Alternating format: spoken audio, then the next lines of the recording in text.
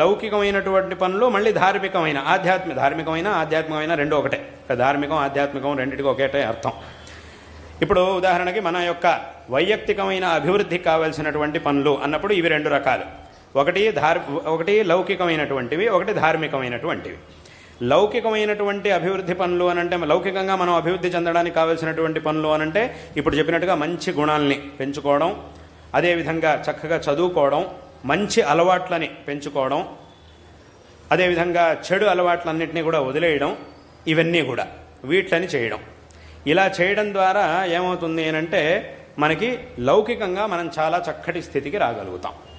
అదేవిధంగా ధార్మికమైనటువంటి కార్యాలు అంటే మన యొక్క ఆత్మాభివృద్ధి కోసం చేయవలసినటువంటి ధార్మికమైన కార్యాలు అవేమిటవి అనంటే ఇప్పుడు చెప్పినట్టుగా మనం చేయవలసినటువంటి అనుష్ఠానాలు, భగవదారాధన, ఈ భక్తి మార్గం, జ్ఞాన మార్గం, ఈ కర్మ మార్గం, భక్తి, మనం చేయవలసినటువంటి అనుష్ఠానాలు, చేయవలసినటువంటి ఆరాధనలు, ఇవన్నీ కూడా.